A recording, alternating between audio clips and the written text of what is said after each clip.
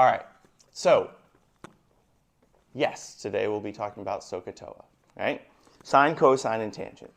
So before we get into those, and so they don't just sound like these words that you don't really know what's going on, but you know how to use them, but you don't really know why they work.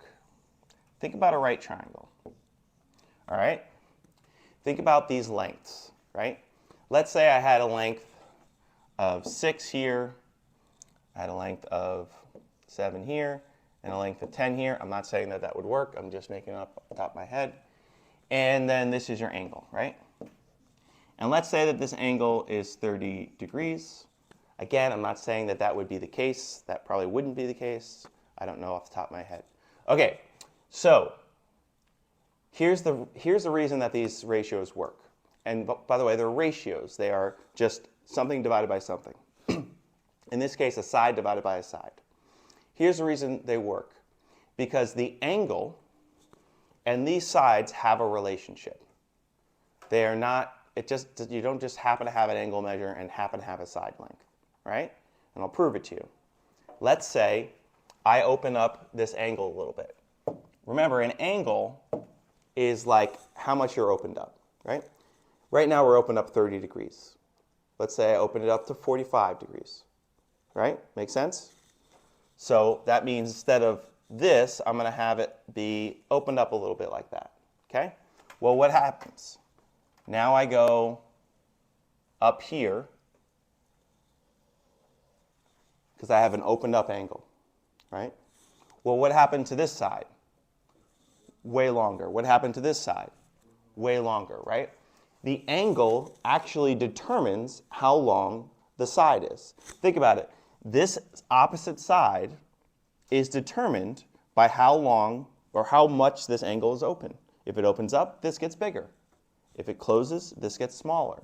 So because those sides and angles have a relationship, we can use them to find each other, right?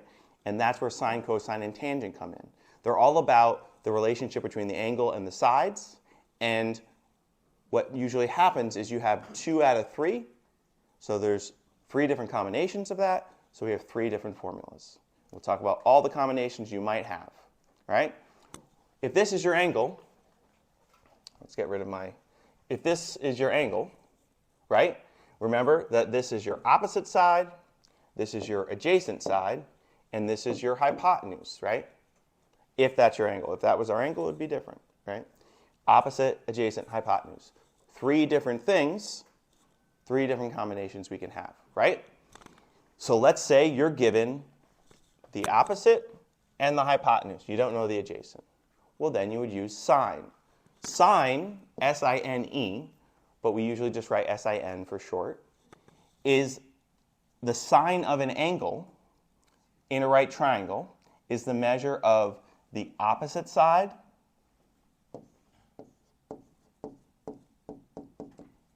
divided by or over the hypotenuse.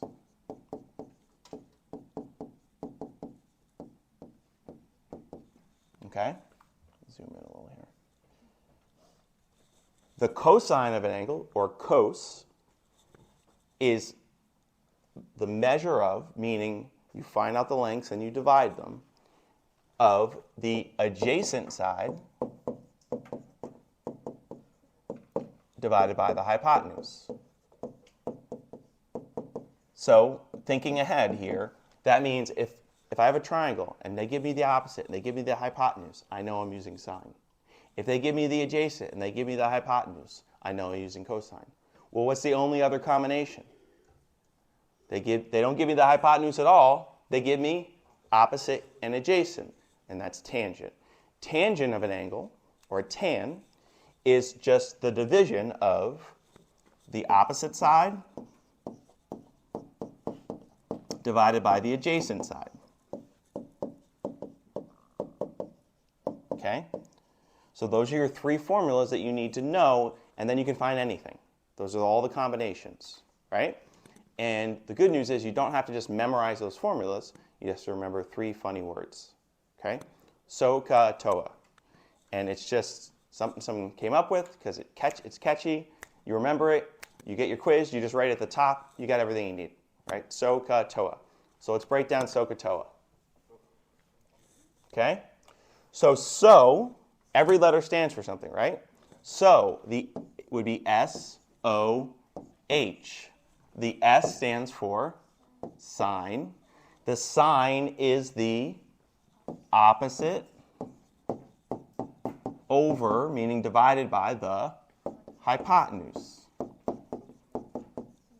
Right? This is why all you need to remember is so. And ka, meaning like ka, not ko. Okay? So ka, C-A-H. Well, C stands for cosine. A is for adjacent. And H is for hypotenuse. And the very last one, TOA.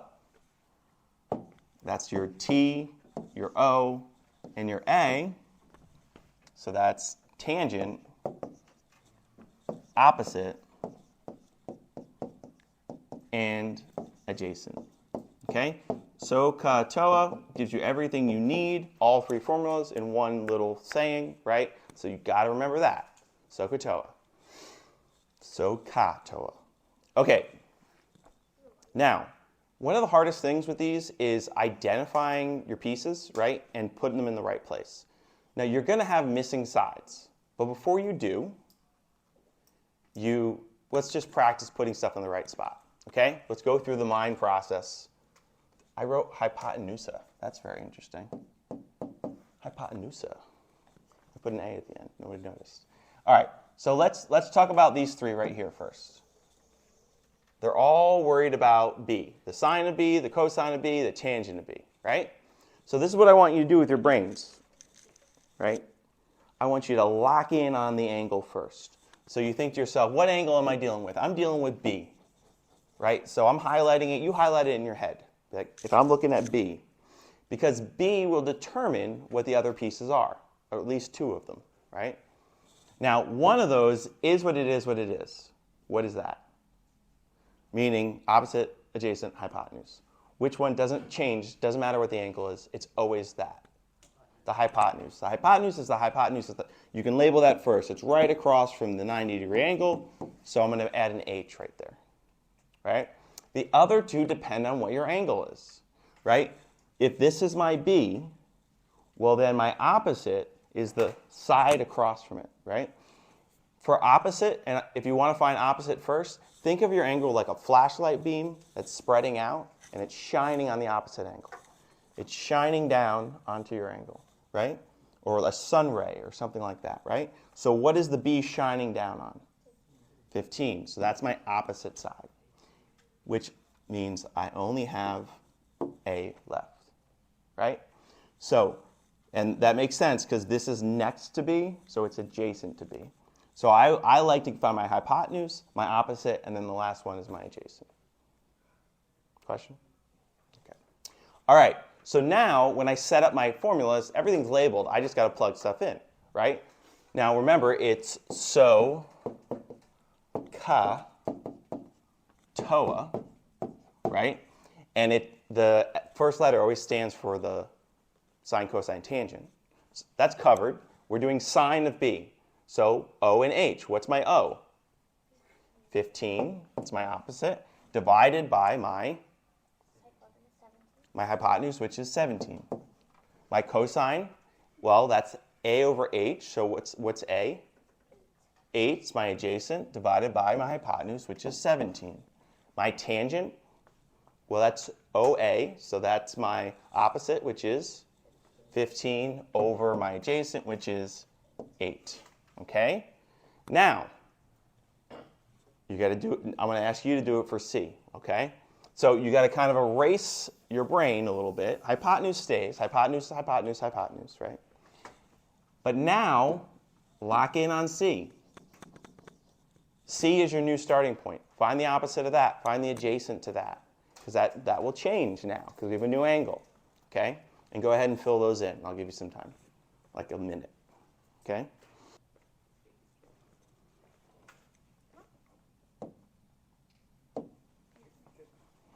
All right, so for C, What is opposite of C? Where's the light shining? 8. And what's next to it? 15. So I have my 3 pieces, right? So over H. Give it to me. 8 over 17.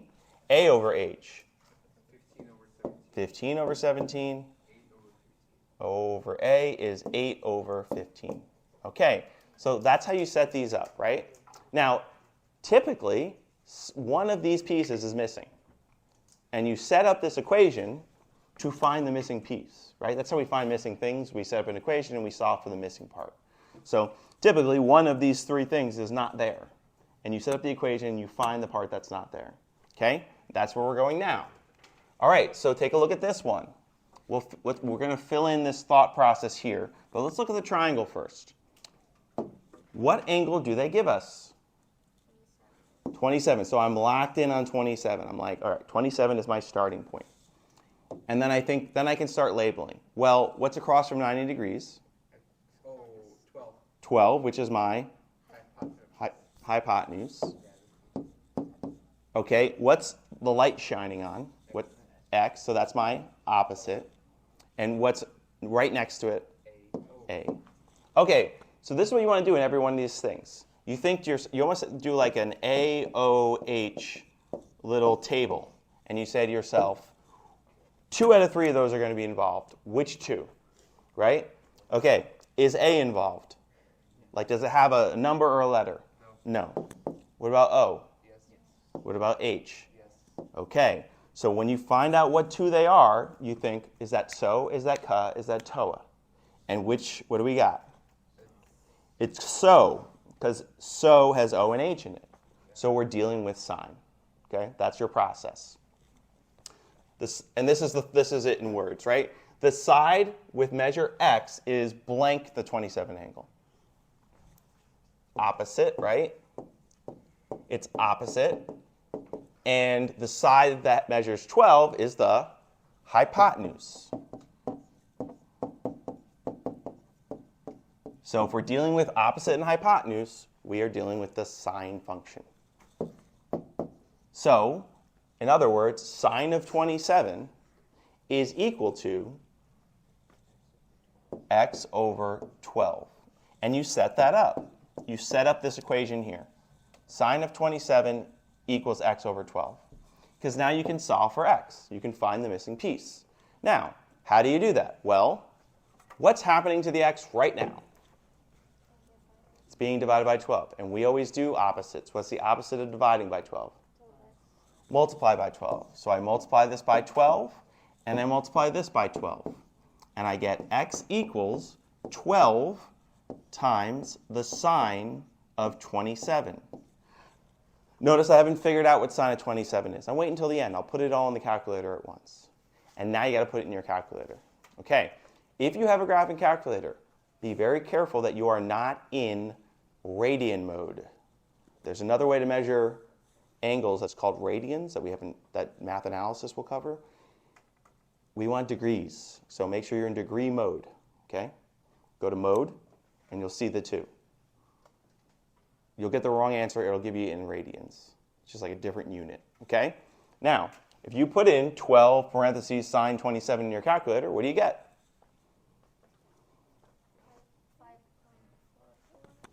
5.4. We'll round to 10. Okay, so what does that mean? It means our missing side is 5.4, right? Let me ask you a question. What if I then asked you for the other side? What could you do?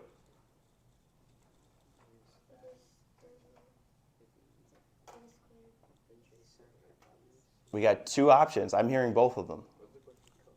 You could use cosine to find it, or you could use a squared plus b squared equals c squared. It's still a right triangle, right? So you can kind of pick which one you like the most, right? You're missing one of 2 sides, Pythagorean theorem, if you want.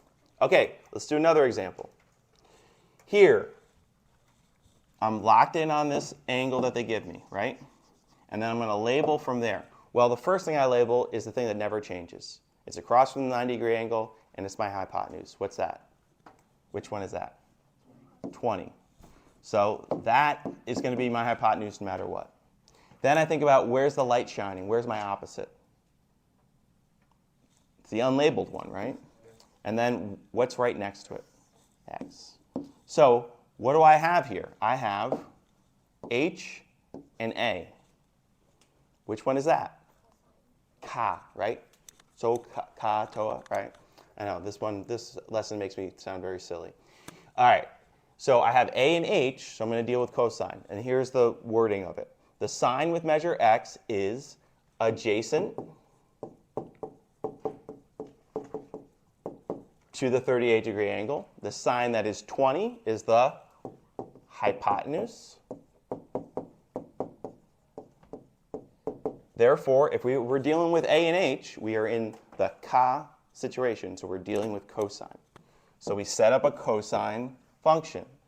Cosine of the angle equals A divided by H. My A is x, my H is 20. Okay, so now we just did one like this. How do I get x by itself? Multiply by both sides by 20. 20, 20. I get x equals 20 cosine of 38. Put that in my calculator, 20 parentheses cosine 38 parentheses, enter. It'll give me my length. What is my length? 15.8. Sound good to everybody? Okay. And I can always sense check that. Well, if that's 20, that's a little short of 15.8, that sounds about good, right? And I can find my other side a couple different ways. All right, one more example, and then you'll try a few on your own. This one, okay, so I'm locked in on this angle, and then I think about what I got. What's across from the 90? X. From the 90? Oh, 0. The unlabeled one, right? So, but that's my H. I mean, it's helpful to label all three every time. You don't have to, but if these are confusing to you, label all three every time. Now, where's the light shining? What's across my angle? X. That's my O. And then what's right next to it? Oh, 33. Okay. So what am I dealing with here? I'm dealing with an O and an A, and I don't have an H involved. Right? I shouldn't use accents. We'll just say like that. All right. So OA. So that's tangent, right? X is our opposite. The side that measures 33 is our adjacent. So we're dealing with the tan function. The tan of 19 is equal to x over or divided by 33. I set it up, x over 33. Go ahead, do it.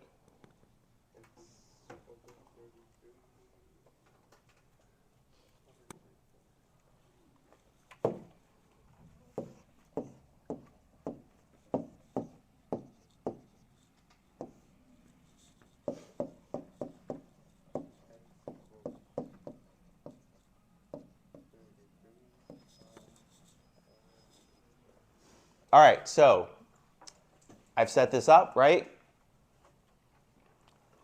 Tangent of 19, x over 33, multiplied by 33. X equals 33, tangent 19. Into the calculator it goes, and I get 11.4. Sounds about right to me, right? I double check. I'm like, all right, this is 33. This is much smaller. 11 seems about right?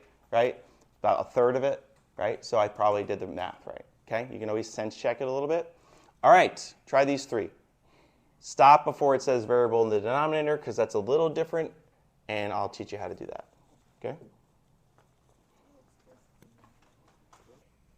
Here come your answers. All right, so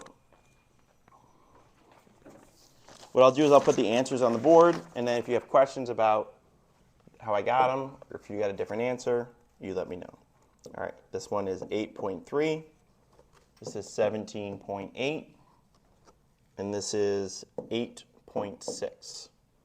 How are we feeling? Good? Questions on any of them? Okay, so let's move on to a little bit harder of a situation. Because we got a little lucky there. Because x was always on top when we were looking for it. But what if it's not? So let's take a look at this problem. Right? Same process. We're like, all right, I'm locked in on this, right? I know that across from 90 is my hypotenuse. I know that the light shines on the opposite side. I know that next to me is my adjacent. And then I think to myself, okay, what am I dealing with? Well, I have adjacent. I'm looking for hypotenuse. I'm in the cosine zone, cot, right? So I set it up. I'm like, all right, cosine of 51, that's adjacent over hypotenuse. That's 10 over x. Now, you might be tempted to just multiply both sides by 10. By x because it's down. You'd have to divide by 10. Dividing by 10 wouldn't really help you either, because then you still have your x in the bottom. The problem is the x is in the bottom. There's a couple different ways to do this, right? I'm going to show you one. What if I put cosine of 51 over 1? Does this remind you of yesterday's lesson? I can cross product, right? I have two fractions that equal each other. Now, you might be doing this a different way. You might multiply both sides by x, but you'll end up with the same result. And this seems to be something that makes sense to people. All right, so if I multiply both sides, or sorry, I cross product, I make a new thing. All right, so 10 equals cosine of 51 times x, right? Now, I'm going to put that in parentheses, make it less confusing. All right, now, you said multiply both sides by x. That would have got you the same thing. This would have been 10, this would have been x times cosine 51. Whatever way you understand it is fine. Okay, now, I need x by itself. What's being multiplied by x? Cosine 51. So let's divide by that, and it will go away. I divide by cosine 51 on both sides. We'll go over here. And I get x equals 10 divided by cosine of 51. Well, look what happened. I started with cosine 51 equals 10 divided by x. Now I have x equals 10 divided by cosine 51. It looks like things just switched places, didn't they? Right? Which is what this comes into play. There is a shortcut here. I do want you to understand why it happens, but you can do this, right? If you get x on the bottom, just switch it with your cosine, sine, or tangent, flip them, and then put that in your calculator. Okay? If you forget that, remember you can cross multiply, right? And you can find the same way. All right, so I do x equals 10 divided by cosine 51 in my calculator. What do I get? 15.9. Is that right? Yeah, okay. I'm just going off my memory from previous classes.